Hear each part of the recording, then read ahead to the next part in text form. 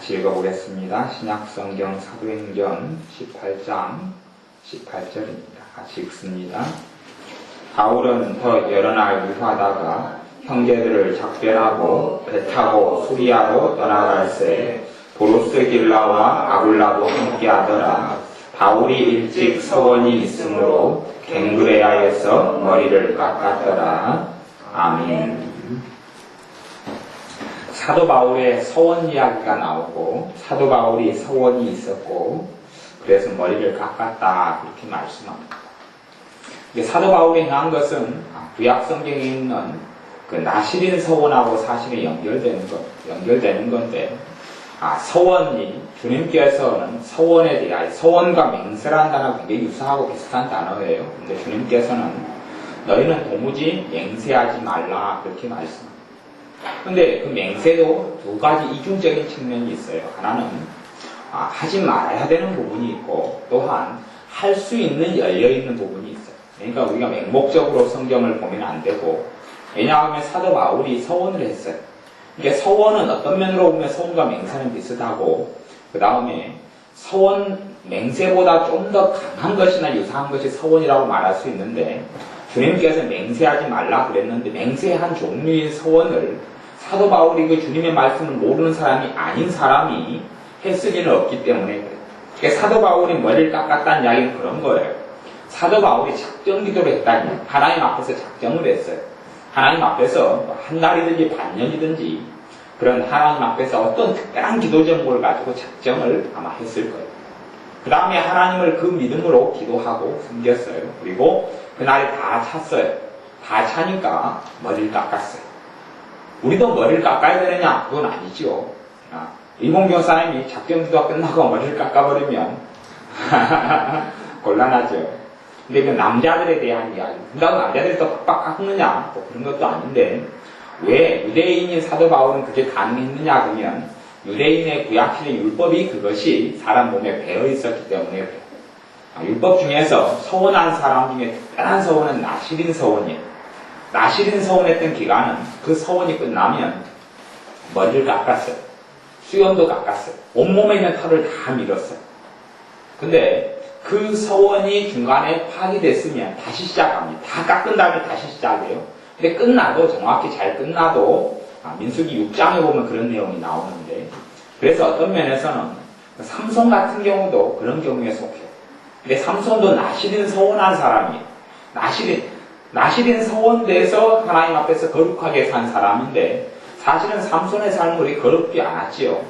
삼손은 술도 마시고 취해서 쓰러지고 술도 포도주가 대부분이니까 나시린들은 포도주를 안 마셔야 되는데 삼손은 포도주를 마셨어요.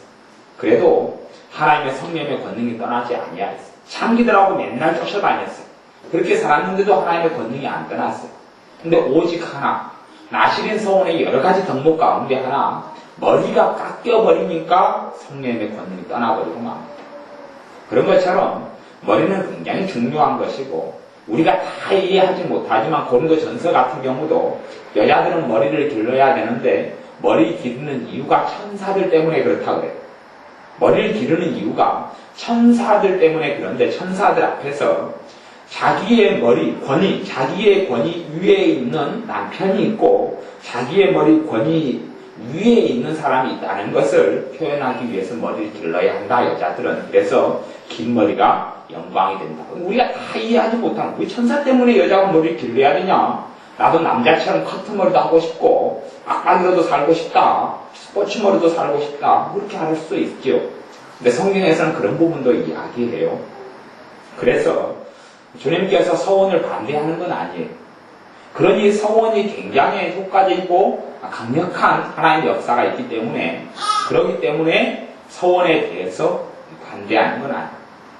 가령 우리가 애언을 받았다. 우리가 하나님께 그런 서원을 했어요. 그러면 애언을 할 때에 너가 서원한 걸 지켜라 이렇게 나오는 애언이 있단 말이에요. 그런 방언 통역도 있고 그래요. 그런 면에서 서원 자체가 완전히 잘못된 것이라면 너가 왜 서원을 쓸데없이 하느냐 그럴 거예요. 근데 그게 아니거든요. 그게 아니기 때문에 잘못된 서원의 경우가 문제가 되고 잘한 서원의 경우는 하나님께 영광이 되고 하나님께 영광이 될 뿐만 아니라 내게도 큰 은혜가 나타나 이제 소음보다 좀 약한 것이 작정하다 그렇게 표현할 수 있어요. 작정이다. 그래서 우리는 작정하는 능력을 체험해야 특별히 작정 기도, 작정도 여러 가지 작정할 수 있어요. 가령 예를 들어서 내 삶의 정결함을 위해서 내가 한 달 동안 하나님께 내 커피를 안 마시겠습니다. 저 같은 경우는 작정을 하게 되면 커피 작정 같은 게 굉장히 필요하죠. 왜냐하면 커피를 좋아해서 하루에 몇 잔씩도 마시니까 그것이 내가 좋아하는 기호품이니까 그 기호품을 안 마시면서 주님께 드리는 거예요. 그래서 제가 한 달 동안 하나님 커피를 안 마시겠습니다. 작정을 그렇게 할 수도 있어요. 그렇게 하면 그리고 그걸 제가 지킨다면 하나님께로부터 영적인 은혜와 주님을 더 깊이 아는 친밀함이 거기서 나타나고 그 은혜를 받기도 합니다. 그렇다고 내가 커피를 안 마시고 있었던 것 때문에 은혜가 오는 건 아니에요. 내가 그렇게 하고 주님을 찾기 때문에 주님의 십자가를 통하여서 내게 은혜가 오는 거지요. 내 공로 때문에 오는 은혜는 아니에요, 실제로. 어찌되었든 우리가 그래서 하나님 앞에서 작정하고 기도할 때에 더 그런 일반 작정도 사실 효력이 있어요. 그런데 하나님께 하는 특별한 작정에는 큰 능력이 있는 것을 보게 됩니다. 그러니까 성경에는 첫 번째 가장 많은 작정은 금식 기도의 작정들이 많이 있었어요. 그런데 특별히 날을 정해놓았어요. 에스더 같은 경우는 3일 동안 기도하자, 금식 기도하자 그랬고 우리 주님 같은 경우도 어떤 면에서는 작정 기도, 작정 금식 기도 그렇게 되는 거죠. 말을 표현하자면 주님도 40일간 정해놓고 기도를 하셨어요. 40일간 주님의 공생의 사역을 위해서 금식하시면서 기도하셨어요. 또 40일을 마치셨죠. 그런 것처럼 우리에게도 특별히 정해놓는 시간들이 필요해요. 하나님께서는 왜 그런지는 몰라요. 그런데 모세 같은 경우도 하나님의 산, 거룩한 호렙산, 시내산에 올라갔을 때에도 시내산에서 보낸 기간에 하나님은 처음에 율법을 주셔서 응답해서 모세를 보낼 수 있는데도 하나님은 40일의 시간을 끕니다. 또 40일 동안 그 허허벌판, 붉은 산, 이 암벽밖에 없는 호렙산, 거기에서, 시내산 거기에서 하나님과 모세가 만나요. 40일이 지난 다음에 모세가 하산을 합니다. 그리고 사고를 치죠. 그냥 십계명 언약판을 성길대로 깨버리고 그 다음에 다시금 돌판을 깎아서 하나님의 산, 시내산에 올라갈 때에 하나님은 또 40일을 채우게 합니다. 왜냐하면 모세는 연달아 거의 80일을 금식을 한 거죠. 그런 것처럼 성경에는 이런 작정들이 굉장히 중요하게 나오는 측면이 있습니다. 그리고 사도 바울도 사도행전 18장 18절에 말씀했던 대로 바울이 일찍 서원이 있으므로 갱그레아에서 머리를 깎았더라. 일찍 끄면 굉장히 먼 날부터 꽤 상당히 오랫동안을 서원하고 어떤 기도 제목을 가지고 바울이 시간을 끌었다는 것을 알 수 있습니다. 감사하게도 우리들에게는 다 이번에 교회적으로나 또 우리 다 사람들에게 하나님께서 작정할 마음을 다 주셨어요. 그래서 특별히 작정해서 기도할 마음들을 그건 서로 운운한 적도 없는데 우리 최 집사님, 윤 집사님, 광주인 박미영 집사님, 또 그렇게 우리 박미경 집사님도 그렇고, 최근에 다 똑같은 현상이에요. 그래서 작정하여서, 그래서 저도, 지금 오늘 밤부터나, 특별히 제가 작정하는 제목은 각자 개인들의 작정하는 것을 위해서도 기도하지만, 경제적인 것, 도인들의 경제적인 부분이 축복을 받게 달라요. 왜냐하면 제가 지금 보니 교회의 어떤 재정이 어려운 걸 통해서 하나님께서 뭘 말씀하시냐면 교인들의 재정과 경제가 어렵다는 것을 이야기하시는 것을 제가 봅니다. 그래서 교인들의 경제적인 부분을 하나님께 풀어주시고 축복해 주시도록 그렇게 40일 작정을 들어가려고 해요. 근데 우리들이 작정하는 방식은 다 달라요. 그걸로 어떤 답을 정해놓으면 곤란 좀 할 부분이 있어요. 또한 작정의 내용 가운데 일정하게 내가 어떤 틀도 정해놓는 것도 또 도움이 됩니다. 도움이 돼요. 그래서 율법적인 작정을 하지 말고 복음 속에서 작정을 하는데 정답이 있는 건 아니지만 우리가 기회가 된다면 이렇게 내게 작정이 감동이 오는 방식이 있어요. 어떤 사람의 방식이 정답은 없어요. 작정의 방식이 정답은 없어요. 가령 밤 9시에 어떤 기도 제목을 놓고 항상 기도하겠다. 아침 8시에 아니면 애들을 다 가정 죽으면 아침 여유가 시간이 있다면 아침에 10시에 기도하겠다. 이런 감동을 주님이 주실 수도 있어요. 그러면 그 사람은 그렇게 따라서 작정을 해야 합니다. 그런데 환경과 여건이 그렇게 시간을 정확히 정한 작정이 되게 어려운 사람도 있어요. 그러면 주님은 그런 정확한 시간을 가지고 작정하도록 인도는 안 합니다. 대신 특정한 때는 아니지만 하루 중에서 어떤 그 기도 제목을 가지고 틈나는 대로 기도하도록 이끌어 가시죠. 그래서 그 기도 제목을 놓치지 않는 한은 그것도 작정이 되는 것이죠. 그렇게 해서 우리는 우리의 마음에 감동이 오는 작정의 방식은 있어요. 아니면 어떤 사람은 그렇게 작정이 올 수도 있어요. 뭐 다니엘처럼, 다니엘이 하루에 3차례씩 하나님께 기도했던 것처럼 아마 다니엘은 특별한 기도 제목이 있었기 때문에 하루에 3차례씩 기도했을 거예요. 저는 그렇게 생각합니다. 특별한 기도 제목이 있었기 때문에 그러지. 우리가 그러잖아요. 특별한 기도 제목이 없는데 일상적인 기도 가운데 하루에 3차례씩 의무적으로 기도하기는 사실은 어려워요. 다니엘은 특별한 때들이 있었다고 볼 수 있어요. 왜 그러냐 하면 다니엘은 고위 공무원이에요. 고위 공무원 중에서 우리나라 이야기로 국무총리 같은 사람이, 그것도 대페르시아 제국의 국무총리예요. 그러면 하루에 3번씩 작정 기도했는데 그것이 지켜지기 쉬우냐? 공적인 생활이 있는데 어렵죠. 그러니 아마도 10중 8구 특별한 기도 제목 가지고 하나님께 하고 있다가 중간에 그것을 알고 다른 사람들이 다니엘을 모함하기 시작한 거죠. 그러니 특별한 어떤 기도 제목을 가지고 작정하는 것이 중요해요. 그리고 구약성경 율법의 성경 민수기 6장을 한번 가보겠습니다. 민수기 6장 말씀.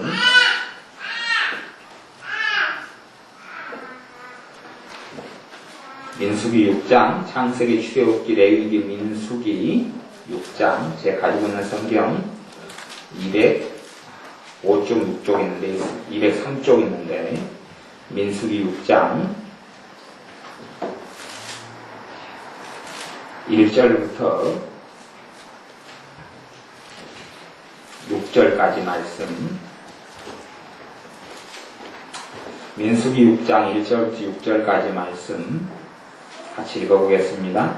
여호와께서 모세에게 일러 가라사대 이스라엘 자손에게 고하여 그들에게 이르라. 남자나 여자가 특별한 서원 곧 나시린의 서원을 하고 자기 몸을 구별하여 여호와께 드리거든 포도주와 독주를 멀리하며 포도주의 초나 독주의 초를 마시지 말며 포도즙도 마시지 말며 생포도나 건포도도 먹지 말지니 자기 몸을 구별하는 모든 날 동안에는 포도나무 솟아는 신학 껍질이라도 먹지 말지며 그 서원을 하고 구별하는 모든 날 동안은 삭도를 도무지 그 머리에 대지 말 것이라.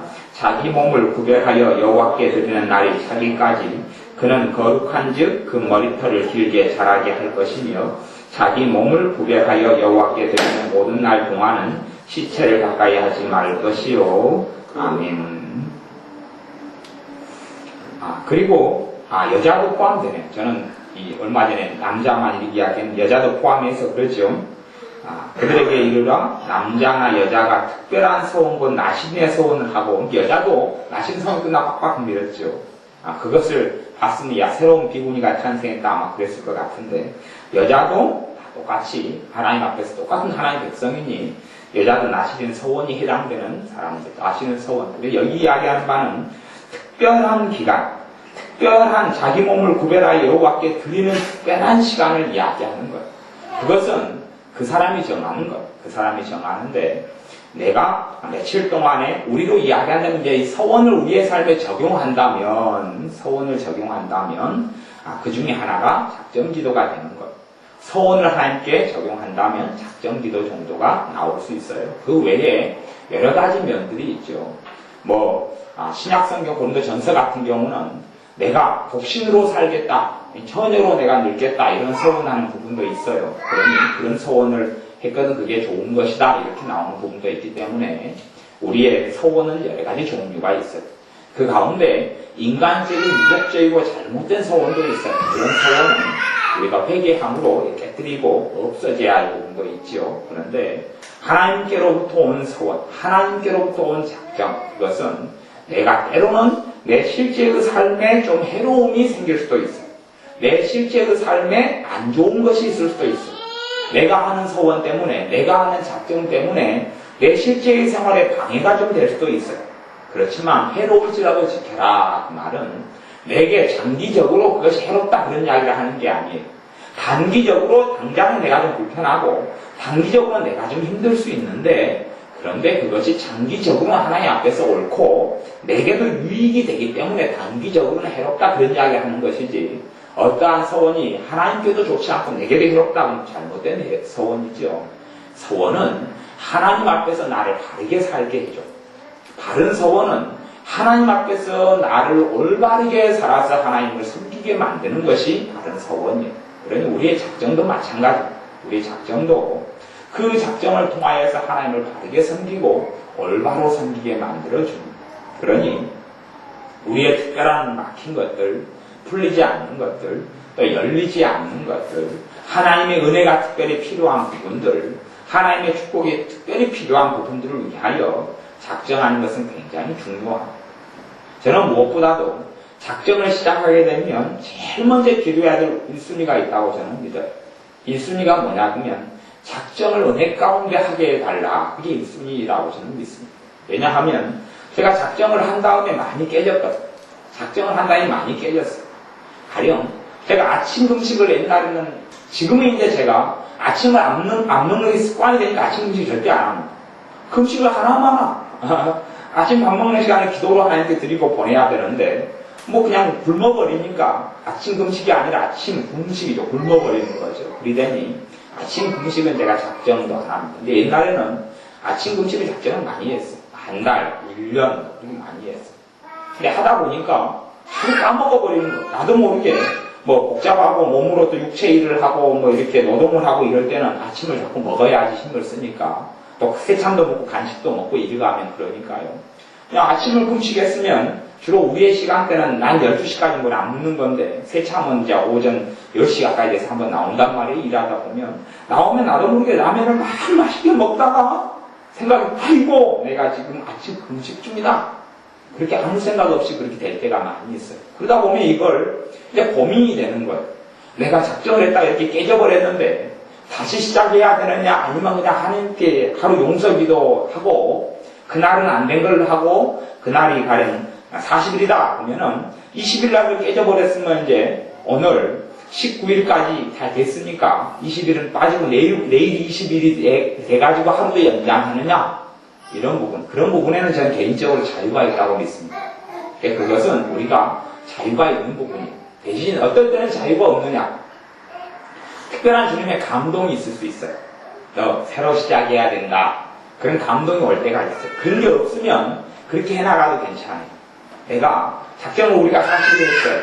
하나님의 은혜가 있으면 40일이 기도가 정말 잘 돼요. 계속 기도가 잘 돼요. 제가 아까 일 보러 시내를 나갔다가 좀 일을 보고 들어왔는데 기도가 정말 잘 돼요.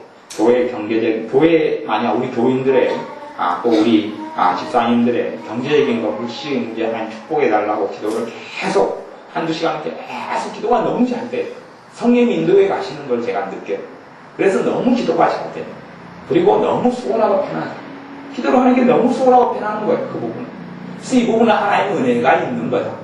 그런데 그 은혜가 40일 동안 계속 작정하에 기도할 때 있으면 얼마나 수월하겠어요. 예를 나는 까먹고 있는데 그 은혜가 있으면 성령님께서 기도하도록 생각나게 해줘요. 그럼 안 까먹죠. 근데 억지로 내가 기억나고 생각나서 하려고 그러면 힘든 거예요. 그리스도인의 삶, 우리 믿는 사람의 삶도요. 믿는 사람의 삶이 쉽고 가벼워야, 그게 주님이 말씀한 거예요. 우리 믿는 사람의 삶이 쉽고 가벼워야. 그런데 믿는 생활이 힘들다, 믿는 사람이 벅차다, 그러면 하나님의 은혜가 없는 거예요. 근데 사실은 하나님의 은혜가 없는 이유는 여러 가지 이유 가운데 가장 중심된 이유는 한 가지가 있어요. 하나님의 은혜가 사라져가고 하나님의 은혜가 떨어져가는 중심된 이유가 있어요. 그게 뭐냐면 감사가 사라질 때부터 은혜는 사라져버립니다. 명백한 거예요. 우리에게 감사가 사라질 때부터는 은혜가 사라져버립니다. 가령 남편을 통해서 기쁨을 얻고 가정생활 행복을 누리다가 남편에 대한 감사가 사라질 때부터는 고통스러워요. 자녀들에서 기쁨을 누리다가 자녀들로 인한 감사가 사라져버리면 그때부터는 은혜가 사라지기 시작해요. 오히려 내 삶에 다른 부분들까지도 은혜가 싹 소멸되고 사라져버려요. 그래서 하나님께 감사가 사라지게 되면 제일 먼저 나타나는 것은 비교. 그리고 다른 사람하고 비교하고, 다른 사람 형편, 처지, 돈, 또 명예, 가진 것, 집, 다 비교하기 시작. 다른 사람이 가진 능력, 재능, 은사, 모든 걸 다 비교.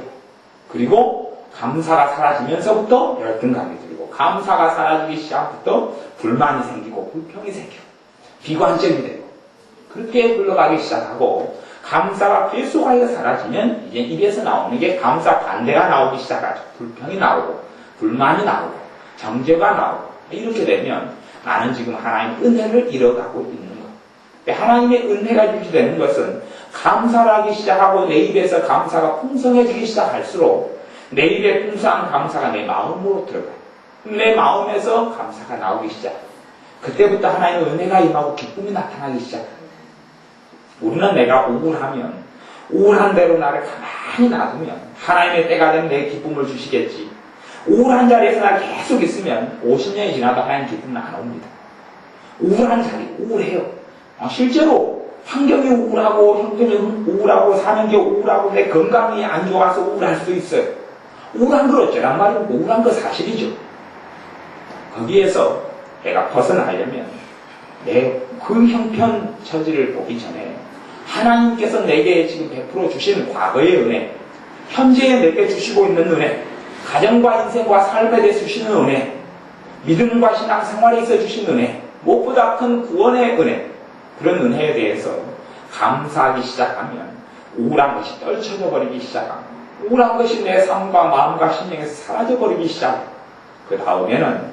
그 다음에 그것이 그 감사가 하나님의 은혜들을 하나씩 끌어당깁니다. 하나님의 은혜들 자석이 이런 모래밭에서 자석을 던지면 쇳가루들을 쫙 모아오듯이 이 감사라는 것은 낚싯대 같이 되어져서 물고기를 하나씩 잡을 수 있는 것처럼 은혜가 잡혀서 올라오기 시작해요. 그때부터 내게 불만족이 사라지고 내 삶에 만족이 되어져. 진정한 감사 거기서 일어나기 시작해요. 그러니 우리는 우리의 삶에 은혜가 사라졌으면, 기쁨이 사라졌으면, 평안이 사라졌으면 어디서 사라졌지? 왜 하나님 내게는 은혜를 안 줍니까? 내게 왜 하나님 기쁨을 안 줍니까? 왜 내게는 하나님의 평안이 없습니까? 왜 나는 내 마음을 못 지키고 삽니까? 그리고 기도해봐야 하나님은 응답 안 하십니다. 왜냐하면 뻔히 내가 알고 있는 데서 문제가 생겼기 때문에 그래요. 우리가 감사를 회복해야 돼요. 우리의 삶에 감사를 회복하기 시작할 때에 내 영혼이 살기 시작합니다. 감사를 회복하기 시작할 때 성령님께서 역사하시고 임하게 되어져요. 감사를 하기 시작할 때에 은혜가 나타나기 시작해요. 그런 그 은혜 가운데 하나가 작정을 할 때에 시간이 유지가 되고 수월하게 할 수 있는 은혜라고 이야기한 거예요. 그러니 우리의 삶 가운데 감사가 나타날 때에 내 삶의 여러 부분 가운데 하나님의 은혜가 나타나기 시작해요. 내 삶의 여러 부분 가운데서. 가령 저는 공부하는 것이 옛날에 굉장히 고통스럽고 힘들었어요. 그래서 공부가 작심삼일이 전혀 안 되었어요. 하기가 너무 힘들었어요. 실제로 어려웠어요. 실제로 어려우니 공부를 해도 60몇 명이 반에서 다니면 뒤에서 놀았죠. 뒤에서 놀아도 저는 우리 지혜 같은 담대함이 없어요. 담대함이 없으니 60몇 명에서 50몇 명이 되면 그냥 주눅이 들어가지고 그냥 이렇게 길을 못 펴요. 학교에서. 의견 발표도 절대 못해요. 회의 시간이 되면 저는 회의 시간 내내 한 10몇 년이 입을 전혀 열지를 않았어요. 한 중위권 정도 돼야지 어깨 힘을 딱 주고 나를 중간이다. 아니면 학교에서 분단장이 된다든지 미화부장이라도 된다든지 그걸 감투라도 하나 쓰면 하고 있는데 자 뒤쪽에서 뒤에 몇 명 있고 그런 상태에서는 전혀 길을 못 펴겠는 거예요. 그러니 내내 길을 못 펴고 살았어요. 초등학교 때 한 번 길을 폈어요. 초등학교 4학년 때 어찌어찌 하다가 학생 수가 너무 많아서 반을 하나 더 만들었어요. 반을 하나 더 만드니 여기서 어중이 떠중이 몇 명씩 반마다 곤란해가지고 새로운 반을 만들었는데 숫자가 적어요. 적으니 제가 그 중에 생활부장으로 한번 뽑혔어요. 그리고 학생 아이들 분기당수를 하면서 힘을 줬어요. 그리고 언제 좀 목소리를 높여서 회의 때도 한마디 하고 그랬죠. 근데 하나님의 은혜가 우리의 삶 속에 찾아오게 되어지면 내 삶이 쉽고 가벼워지기 시작해요. 하나님의 은혜가 찾아오면 삶이 신나요. 근데 그것이 은혜가 오는 문이, 은혜가 열리는 문이 감사해요. 은혜가 오는 문이 열리는 문이 감사해요. 하나님의 어떤 은혜가 내게 왔어요. 근데 그것이 어떤 사람은 몇 년이 가는 경우가 있고 어떤 사람은 잠깐 가다가 말아요. 근데 잠깐 가다가 마는 사람은 감사를 잃어버리는 사람은 오래 안 갑니다. 은혜가. 한 달을 가다가. 은혜가 제가 이야기하는 은혜는 뭐 말씀을 들었더니 하나님 은혜 받았습니다. 찬양을 부르다가 내 마음에 기쁨에 그런 은혜, 그건 은혜에서 별로 가치 있게 저는 여기지 않아요. 그런 은혜는 별로 가치가 없어요. 그런 은혜 말고 예를 들어서 아까 공부면 그런 거죠. 제가 이렇게 공부를 못하다가 하나님의 은혜가 중학교 3학년 때 왔어요. 그러니까요. 저한테 제가 공부를 그렇게 하는 사람이 아니에요. 아닌데 제가 집에를 안 들어갔어요. 제 마음에 공부의 은혜가 오니까 제가 집에를 안 들어가고 독서실을 빌렸어요. 독서실을 빌리고 독서실 빌려달라고 그래서 도시락 하루에 3개를 싸고 독서실에 들어갔어요. 독서 TV 보기 좋아하고 놀기 좋아하고 골목대장으로 지내던 제가 공부를 그렇게 평생 해본 적이 없어요. 제가 옛날부터 그런 뭐 시험 때 되면 막 그냥 날밤을 새고 공부하는 그런 거라도 있었으면 뭔가가 싹이 보이더니 열매가 났구나 그러지만 저는 그런 사람이 아니거든요. 그때 이후로 어느 때 하나님의 은혜가 임하니까 뭐 잠 3시간, 4시간 그리고 한 몇 개월 한 반년 이상 그렇게 살았어요. 근데 하나도 안 힘든 거.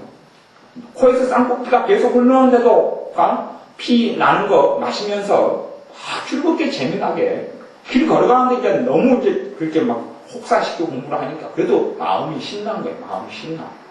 그렇게 공부를 했어요. 고등학교 2학년, 3학년 때도 또 굉장히 신나게 공부를 했어요. 얼마나 신나게 공부하면 공부하는 게 꿀맛 같은 거예요. 그 은혜를 하나님께서 몇 년간 주셨어요. 그러니 그것이 제 것이 아니다는 거예요. 대신 제가 지금 이제 제가 말씀을 그 이야기를 나누면서 생각하건데 그 은혜를 주신 것에 대해서 감사는 제가 할 생각을 못했어요. 감사해요. 진짜 나누면서 내가 감사하지 못했구나. 그런 것, 그 은혜는 길게 가는 거예요. 차로 운전을 못하는 사람, 운전만 하면 스트레스 받고 굉장히 힘드는 사람이 하나님의 은혜가 오면 힘들고 피곤하다가도 차마 운전하면 재미난 거예요. 찬양의 은혜가 오는 사람은 마음이 자꾸 어두워지는데 입에서 자꾸 찬양이 막 터져요. 내가 찬양하려고 그래서가 아니라 입에서 자꾸 찬양이 나오면서 어둠을 몰아내요. 감사도 은혜가 오면 억지로 감사하려고 애를 쓰는 게 입에서 그냥 감사가 나오는 거예요. 나도 모르게 그냥 뭐 좋은 일이 있는 것도 아니고 길 가다가 돈 만원짜리 하나 줍고 자식이 막 500 맞았습니다 하고 공부를 엄청 잘해온 것도 아닌데 입에서 그냥 아이고 감사하다 이렇게 나와요. 왜 감사 쪽에 은혜가 오니까 이런 은혜는 오래갑니다. 오래가요. 몇 달은 기본이고 몇 년, 10몇 년, 20년, 30년도 흘러가요. 기도도 은혜가 오면 기도가 너무 잘 돼요. 편안하고 수월하고 잘 돼요. 은혜가 오면 그래요. 그러니 그런 은혜를 우리가 받아야 돼요. 그런 은혜가 이런 작정기도 속에서 오고 작정도 그런 은혜 속에서 작정이 가능하고 그래서 우리가 40일 작정에서든 또 우리 어떤 집사님처럼 한 30일 작정해서 하나님께 기도한다 그러면 그 작정하는 기간 동안에 은혜를 달라고 해요. 그리고 너무 율법적으로 매여서 중간에 작정이 흐지부지 돼서 깨졌으면 그것을 뭐 율법적으로 매이지 말고 복음 안에서 작정이 중간에 틀어졌는데 어떻게 잡아서 주님께서 내게 준 감동은 뭐고 어떻게 이걸 잡아서 다시 또 연결해 가야 될지 그렇게 생각하고 내게 주는 자유 가운데 믿음 가운데서 작정을 해야 돼요. 어떤 사람은 그런 마음이 올 수도 있어요. 믿음이 같이 오면서 그 기도 제목까지 하루에 10번씩은 기도해야지 이런 마음이 올 수도 있어요. 그리고 그게 주님께로부터 온 것이라면 순종할 때에 수월하게 가능해지게 해요. 일반적으로 뭐 저 같은 경우는 귀에 되는 대로 그것을 놓고 중점적으로 기도하려고 마음먹고 하루에 한두 번 정도 계속 이걸 놓고 깊이 좀 기도해야 되겠다 그런 작정을 하고 있어요.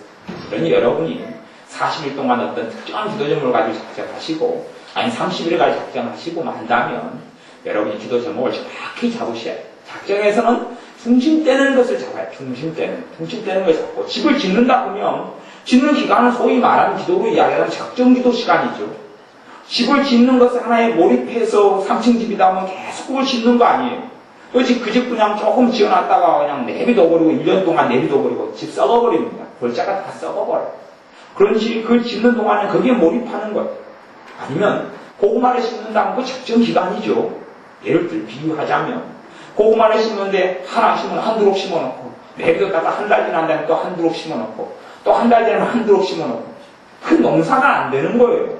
아니 고구마를 갖다 5월에 심으면 11월 달에 거두는데 반년 지난 다음 정도 이렇게 거두는데 한 달 지난 다음에 한 두럭, 한 달 지난 다음에 한 두럭 그러면은 뒤에 이제 중간쯤 심으면 앞에 거 다 익어가지고 심을 필요가 없어. 겨울이 다 돼버리는 거예요. 그런 농사가 안 되는 거죠. 심을 때 이제 하루 이틀 3일이든 잡고 쫙 이렇게 심어야 되는 것처럼 그게 작정이라는 거죠. 하나를 채우는 거예요. 하나를 채우는 그런 면에서는 어떤 기도 제목엔 분량이 있는 게 사실이에요. 어떤 기도 제목 분량이 있어요. 특별히 어떤 것은 분량이 많이 있냐 하면 그 어떤 것이 내 삶의 가시가 되는 부분, 내 삶을 힘들게 하는 어떤 것은 사단이 가로막고 있는 부분들이 있어요. 내게 연약한, 계속하여 어떤 부분에 넘어져요. 그 부분은 사단이 가로막고 있는 부분이 생겨요. 나를 괴롭히는 거죠. 그것이 내가 연약하니까 맨날 힘들고 아프고 가슴이 아프고 힘들고 나에 대해서 내가 나에 대해서 생각할 때에 내가 너무 싫어지고 나에 대해서 자신감이 없어지고 왜 사단이 계속 공격하는 부분이에요. 이걸 어떻게 넘느냐? 작정해서 넘는 것이 제일 좋아요. 그리고 기도가 차면 하나님의 역사가 나타납니다. 물도 예수님께서 이 가나안 혼인잔치에서 물을 포도주에 만들 때에 종들에게 그렇게 이야기해요. 항아리에 아구까지 물을 채우라 그래요. 어디까지? 아구까지 채우라. 아구까지 채워져야지 그 다음에 주님의 순서가 오는 거예요. 아구까지 안 채워놓고 주님은 아구까지 채우라 그러는데 중간까지 채워놓고 채웠습니다. 그러면 주님은 아구까지 채우고 없나 그랬을 거예요. 아구까지 채우고 주둥이까지 채워야 되는 거죠. 그건 항아리예요. 그런 것처럼 우리의 삶에도 특정한 우리의 생활에 나에게 하는 기도의 분량 그런 건 정답이 없는 것이지만 특별한 기도 제목에는 분량이 있는 것이 그래서 영적으로 내가 사실인 것을 많이 느낍니다. 그래서 우리가 그러한 특별한 부분에 대해서는 작정하고 기도할 때 하나님의 역사를 볼 수 있어요. 작정할 때는 정확한 기도 제목이 나오고 시작이 있고 끝이 있지요. 끝난 다음에는 그것을 검토할 수 있어요. 하나님이 진도를 한 절반 빼주셨구나. 이 기도 제목을 가지고 있는데 절반이 이루어졌구나. 아니면 지금 다 정확히 다 100% 응답 받았구나. 아니면 지금 대뚱말뚱하다 이게 한 3분의 1만 응답 받았구나. 아니면 거의 90% 정도 응답 받았고 10% 남았구나. 이걸 정확히 알 수 있어요. 알 수 있어요. 그래서 작전이 끝난 다음에 다 이루어지지 못했으면 다시 시작해야 되겠다. 그리고 다시 40일 또 시작할 수 있어요. 1년에 우리가 365일이면 우리가 작전일을 40일을 연동한다. 그렇게 해서 연달아 했으면 4, 5, 36, 360일 동안 9번이 작전이 가능하죠. 1년에 9개는 일반적으로 40일 기도 작전 기도 해가지고 40일 안에 응답 받는 건 대부분입니다. 특별한 거 말고는 대부분 응답 받아요. 사람이 영혼 구원을 위해서는 40일 작정해서 응답 받는 보장은 못합니다. 그런 건 좀 힘든 작전 제목이죠. 근데 일반적으로 직장을 새로 얻게 해달라. 아니면 경제 문제, 물질 문제가 풀리게 해달라. 이런 게 40일 안에 대부분 응답받을 수 있는 제목들을 속해. 심지어는 아기가 없는데 아기를 낳게 해달라. 그런 것도 임신이 잘 안 되고 그럼 아기를 낳게 해달라. 이것도 40일 안에 응답되는 것은 굉장히 많아요. 기적, 병이 치유되는 것도 40일 안에 응답되는 게 너무 많아요. 그러니 어지간한 기도 제목은 40일 작전 기도 속에서 응답되는 하나님의 역사는 굉장히 많습니다. 그러면 한 40일 동안 해서 어떤 것은 20일 만에 응답이 끝나요. 20일 만에 끝내는 거죠. 응답이 40일 작전인데 3일 만에 끝나면 그렇게 할 수도 있어요. 하나님의 감동이 사람마다 다르게 오죠. 3일 만에 40일 작전인데 끝났으면 37일 동안은 주님을 찬양하고 경배하면서 보내서 40일 마칠 수도 있고 아니면 3일 만에 끝났으면 거기서 이제 작전을 끝내고 그 다음에 또 새로운 작전, 새로운 기도 제목과 작전을 또 들어갈 수도 있어요. 그렇게 우리가 작전 기도의 재미만 보고 작전 기도의 줄공, 작전 기도의 능력, 작전 기도를 통하여서 내가 주님께 헌신하고 나를 드리고 주님께서 내 삶에 은혜 주시는 것을 체험한다면 우리는 한 해가 지난 다음에 주님을 더 사랑하는 사람이 되어 있을 것이고 주님께 더 가까이 나오는 사람이 되어 있을 겁니다. 저는 오늘부터 기도하고 작정하려고 해요. 그러니 여러분들도 마음에 소원하는 대로 작정하셔서 기도 제목을 정확히 정하시고 그리고 이제 교회니까 서로 간에 작정하고 기도하는 사람들 기도 제목을 서로 나누어서 그것만을 위하여서 중심 1번으로 내가 작정을 위해 기도하고 2번으로 같이 작정한 집사님들, 작정한 하나님의 아들, 딸들을 위해서 같이 기도할 때에 또한 합심 기도의 그런 큰 은혜까지도 나타나게 될 줄로 믿습니다. 기도하겠습니다. 아버지 하나님, 우리의 삶 가운데 하나님께서 정말 많은 은혜를 베풀어 주셨는데 우리가 감사하지 못하고 원망하며 불평하며 살아온 것을 회개합니다. 또한 주님께서 우리에게 이 작정 기도를 통하여서 큰 은혜 주실 줄을 믿습니다.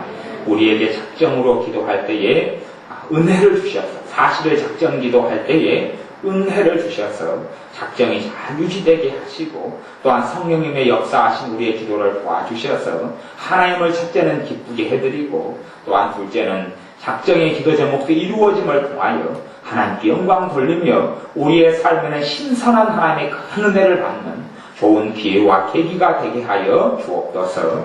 예수님의 이름으로 기도하옵나이다. 아멘. 기도하겠습니다.